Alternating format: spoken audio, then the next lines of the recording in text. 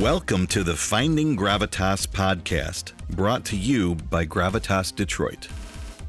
Looking to become a more authentic leader? Finding Gravitas is the podcast for you. Gravitas is the ultimate leadership quality that draws people in. It's an irresistible force encompassing all the traits of authentic leadership. Join your podcast host, Jan Griffiths, that passionate, rebellious farmer's daughter from Wales, entrepreneur, leadership coach, keynote speaker, one of the top 100 leading women in the automotive industry, as she interviews some of the finest leadership minds in the quest for gravitas.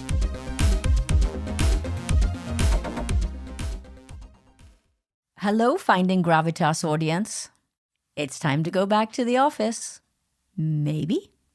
How do you feel about that? Excited? Dread? What? It's probably a mix of all of the above, right? Some of us are anxious to get back to the office. We miss our colleagues. We like that routine. We probably never thought we'd say that we missed it, but we actually do. Some of us don't want anything to do with going back to the office. Going back to the office as we once knew that culture and environment to be has been changed forever. It will never be exactly the same. All of us are leaders, and we're faced with this challenge now of how to make that happen. And as I think back on my career, we were always looking for this cookie-cutter approach to handling employees. If you did something for one person, you couldn't do it for one person because you had to do it for everybody and it would be considered unfair. And yeah, there's some logic and sense to that, but that really has changed dramatically. I'll give you an example.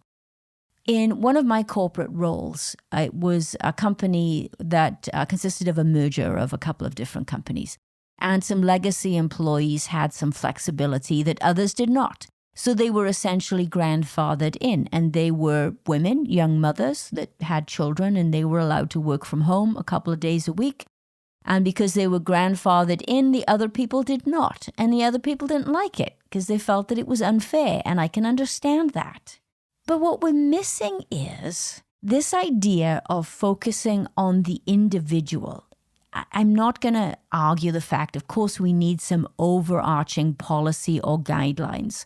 But at the end of the day, it's going to come down to the leader of the team to understand their people and give them the flexibility that they need. There's going to be so many things to consider. Some of us are more concerned about health and safety, about being back in the office than others. We'll have to be prepared to deal with that.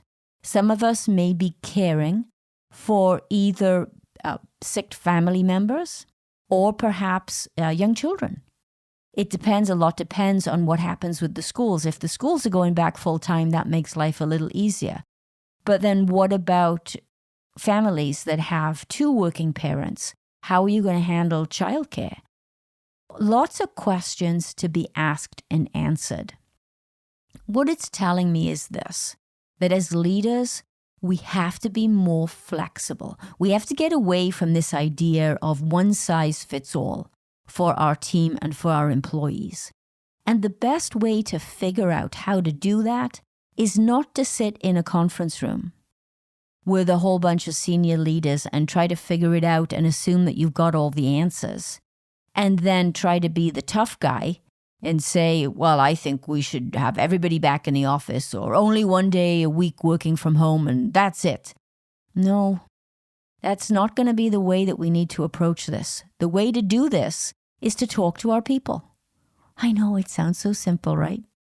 But can be challenging because first of all, we have to be very comfortable in our own skins to be able to throw that question out there to our teams and say, what do you want?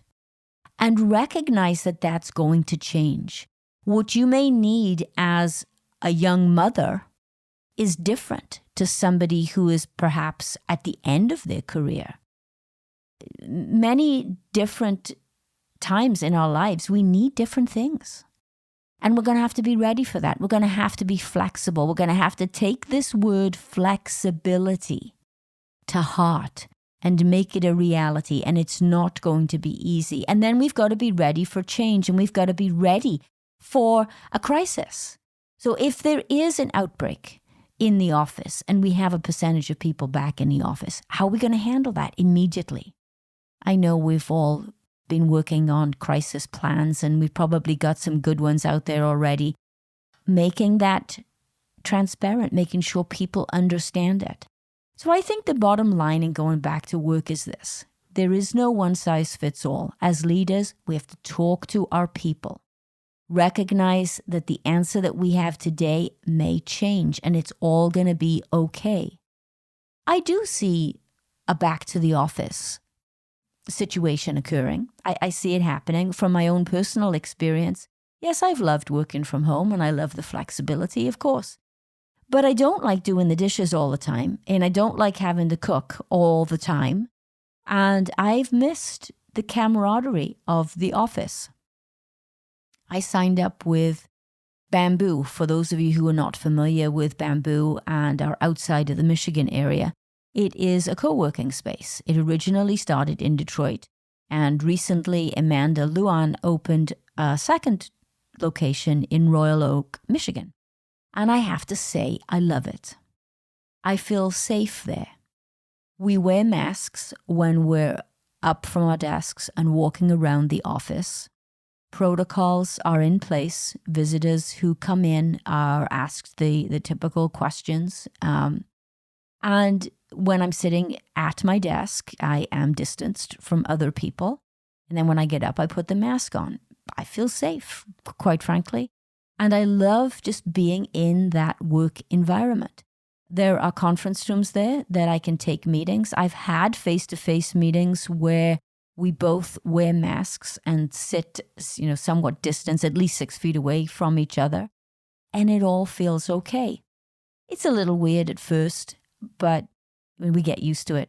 And in December of last year, I ran 2 workshops with clients, and we respected the protocols and we wore masks the entire time, and it was okay.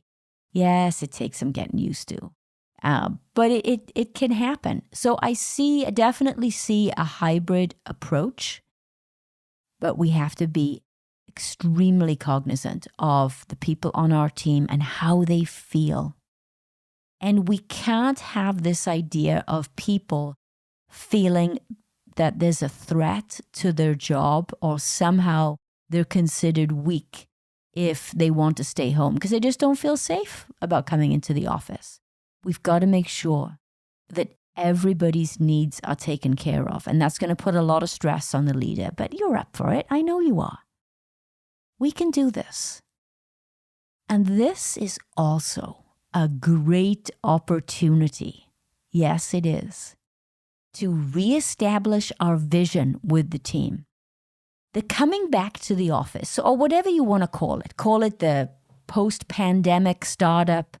There needs to be a name for it because we have to emotionally and psychologically, we have to have some event, some milestone that says this is the end of the crisis. We're now starting in, I hate to use the term new normal, but we're starting to define what the new working world will be. And that milestone also opens up the door for everybody to put their vision out there, reconnect with purpose, and reconnect with their team. For those of you who heard the last interview that I did with Jason Stein, publisher of Automotive News, I asked him, I said, Jason, of all the people that you've interviewed, and he's interviewed so many great leaders in the automotive industry over a long period of time, what's the common trait that you see for successful leaders? And he said this, and I quote, they all come with the laser focus. They all know exactly what they want, and they're prepared to rally their teams around that mission. They're clear. This is it. This is the opportunity right now to get clear as a leader on who you are, what your team is all about, what your mission is. Get them all in a room and talk about building the foundation for the future. The foundation for a high-performance team starts with making those very, very deep personal connections. And it's going to take time. We've had time over the pandemic to talk to people on a more personal level and connect in a more informal way. I'm sure you've all done some of that work already. Now's the time to step it up, take it to a whole new level. Then I would talk about strengths. I love talking to teams about their individual strengths because it's often something that they don't take the time to do. And when you do that, you build trust, you build clarity, you build understanding, and now you're starting to build a foundation where people understand individual strengths so that they can get to that multiplier effect and get into that high performance realm. This kind of work is not hard. It's not difficult. It takes time, it takes focus, it takes commitment, and it takes a leader who's committed to their people, but this is the time to do it. So I would encourage all of you to think very carefully, which I know you are, about the going back to the office and what that routine is going to look like, but see it as a great opportunity to talk about vision, mission, galvanize your team. If you need help, I'm here for you. You know that. The Jason Stein interview I found fascinating on many levels, one of which, of course, is the fact that he was the other side of the microphone. But something else about this interview is that it pushed us past the 10,000 mark. Yes, we celebrate 10,000 listens on the podcast. I never thought we would be here. I knew we would be here at some point, but I didn't think it would be this soon. So as you know, we've been running the podcast for just over a year now. And I have grown to love the podcast medium, the audio platform. People seem more comfortable with just audio than when you add video. I know people love to watch video. But with a podcast, not only are people listening when it's convenient for them, whether they're driving somewhere, they might be in the gym or not so much these days, or they're doing some housework, they might be working out at home, who knows? The podcast is a great medium for people to consume audio the way that they want to consume it, when they want to consume it. The other benefits of a podcast: we produce a transcript. We don't have all the transcripts up on the website yet. We're about 70% there. Within the next 6 weeks, we'll have 100% of the episodes that will have a transcript that you can print or read, because some people prefer to read the written word rather than listen, and that's okay. There's other benefits to a podcast, and I have often said that if I were to go back into the corporate world, no plans, I can assure you, but if that should happen, I would start my own podcast to drive employee engagement and to further what we've just talked about, which is to explain and communicate the mission, the purpose, and to make people more human, more relatable in the company, particularly these large global companies. And if you're in automotive, there's a lot of us out there in the tier 1 and OEM business. And I would make it informal. I wouldn't make it this huge production that goes through, marketing and communications and has a script. No offense to marketing and communications people, I love you. But it doesn't have to be this big, massive production. It could be very informal. And so I have a client that I'm working with right now to do exactly that. We are developing an internal podcast to highlight different people in the organization. We're still working on the focus, but it could be something like, how do you practice a value that you have in your culture, in your organization? Getting to know the personal side of some of the key leaders, what's important to them, what's going on, what's the mission of the quality department, the sales department, so many things that we can do to communicate in a more informal, more frequent way that's more meaningful. to people to increase employee engagement and to galvanize people around the mission. When we put out these corporate communications, they're all beautifully written, but they're in corporate speak. And even though I've been trained in corporate speak my entire career, I'm moving away from it. I'm moving more into this realm of just normal conversational talk, words and phrases and a vocabulary that people can relate to. In fact, so much so that I've also revamped the website. It's not ready yet, and you'll see that it's much more conversational in nature. I've had to provide more clarity to my product offerings. One of the episodes that I produced a few months ago, I talked about being clear and how important it is. And I've got that clarity now. I know I am crystal clear that the Gravitas workshop is about building a strong foundation for high-performance teams.